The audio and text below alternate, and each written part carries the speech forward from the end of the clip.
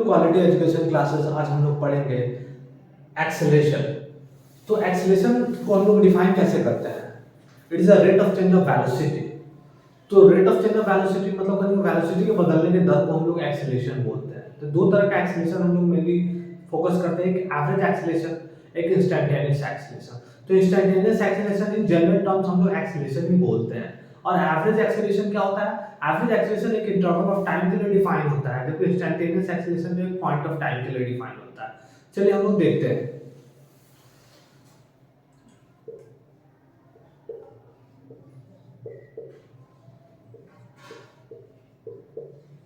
Rate of change of velocity, rate of change of velocity,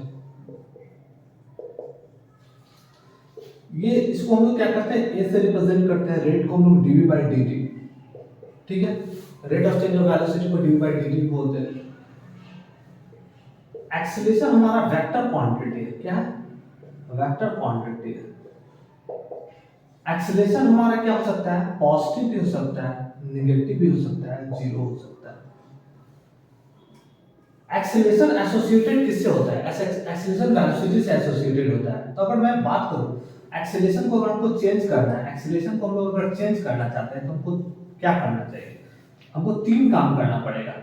velocity के magnitude को change करना पड़ेगा, velocity magnitude change. दूसरा आता है डायरेक्शन बदलना होगा, वेलोसिटी के डायरेक्शन को चेंज करना होगा। तीसरा होगा magnitude as well as direction, दोनों को चेंज करना होगा। Magnitude and direction both change. तो यहाँ पर हम लोग देख सकते हैं कि एक्सेलरेशन को अगर मुझे बदलना है तो हमारे क्या करना होगा? वेलोसिटी के मैग्नीट्यूड को बदलना होगा, या उसके डायरेक्शन को बदलना होगा, या मैग्नीट्यूड और डायरेक्शन दोनों को चेंज करना होगा। अगर मैं बात करूं एक्सेलरेशन का यूनिट की बात करूं तो एक्सेलरेशन का यूनिट जो होगा वो होगा हमारा मीटर पर सेकंड स्क्वायर, मीटर पर सेकंड स्क्वायर। तो फिर से हम लोग बात करते हैं acceleration, rate of change of velocity. Acceleration को हम लोग rate of change of acceleration equal to dv by dt, vector quantity है, पॉजिटिव नेगेटिव जीरो तीनों हो सकता है। एक्सेलरेशन अच्छा पॉजिटिव नेगेटिव जीरो हो सकता है, थोड़ा सा उस पर फोकस करते हैं, ये वाले पॉइंट पर। पॉजिटिव एक्सेलरेशन मेरा पॉजिटिव कब होगा? तो एक्सेलरेशन पॉजिटिव के लिए हम लोग ग्राफ की अगर मैं बात करूं तो वेलोसिटी टाइम ग्राफ यहां देखिए आप। अगर मेरा राइजिंग ग्राफ है तो हम लोग क्या बोलेंगे? ए पॉजिटिव हो गया यहां पर। अगर मैं एक्सेलरेशन नेगेटिव की बात करूं तो इसका अगर ग्राफ देखते हैं तो वेलोसिटी टाइम ग्राफ यहां पर फॉलिंग होगा, वेलोसिटी टाइम ग्राफ यहां पर एक्सेलरेशन मेरा क्या होगा? नेगेटिव होगा।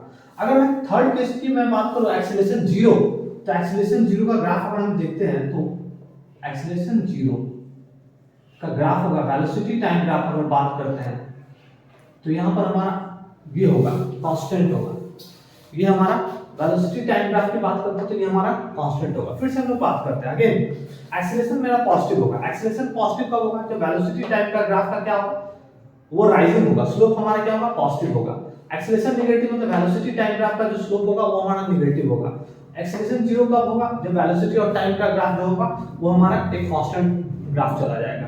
तो उस केस में हम लोग बोलेंगे क्या? एक्सेलरेशन हमारा जीरो होगा, क्योंकि एक्सेलरेशन जो डिफाइन होता है rate of change of dv by dt। अगर v हमारा कांस्टेंट होगा, अगर v कांस्टेंट हो गया तो क्या होगा? v कांस्टेंट हो गया तो हम डिफरेंशियल ऑपरेटर के थ्रू मैथमेटिकल में क्या जानते हैं कि वेलोसिटी अगर जीरो कांस्टेंट हो जाएगा तो उसका डिफरेंशिएशन जीरो हो जाएगा। ठीक है, आगे बढ़ते हैं।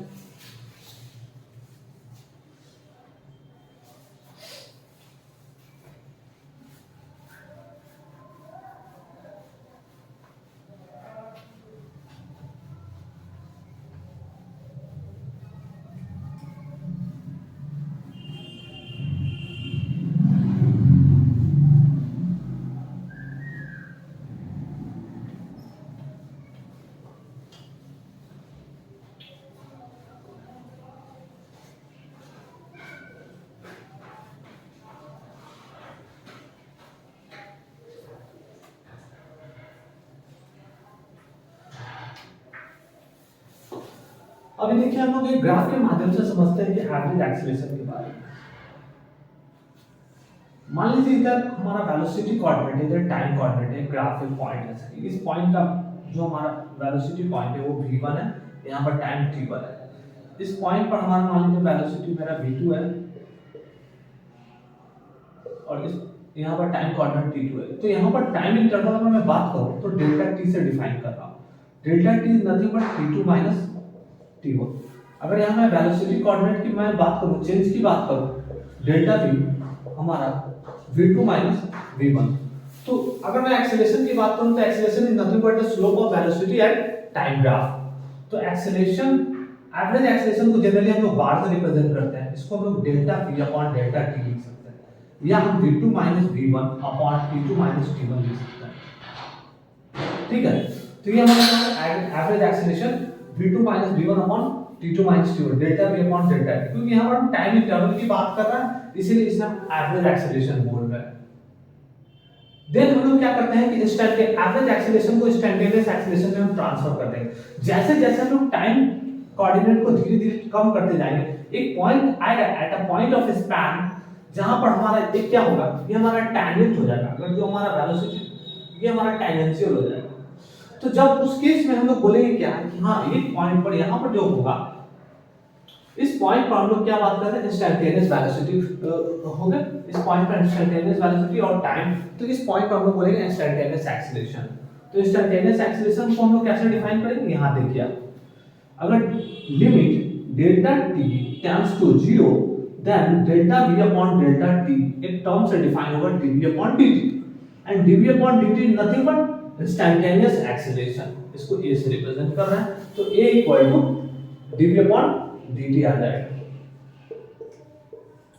जनरली क्या होता है कि जब कभी क्वेश्चन में इसके दो क्वेश्चन आएंगे, एक मान लीजिए v1 हम दे देते हैं 2 मीटर पर सेकंड से चल रहा है, और v2 जो है हमारा मान लीजिए 6 मीटर पर सेकंड। ये स्पीड को गेन करने में उसको मान लीजिए टाइम यहाँ पर t1 हमारा उस समय 0 सेकंड था, और टाइम यहाँ पर t2 जो है वो हमारा 4 सेकंड है।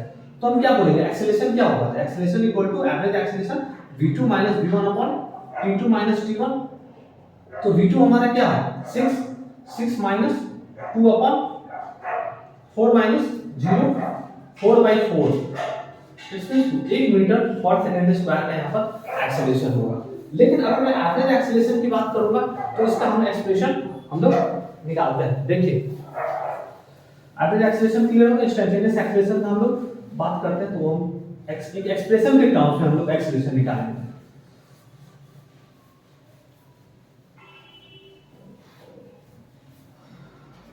जैसे मान लीजिए कोई वेलोसिटी या कोई टाइम्स के टर्म्स में एक्सप्रेशन है t², velocity in the terms of time का एक्सप्रेशन में हमारा एक्सप्रेशन गिवन है, तो हमको इंस्टैन्टेनियस एक्सेलरेशन पूछ रहा है क्या होगा जब टाइम हमारा 2 सेकंड होगा।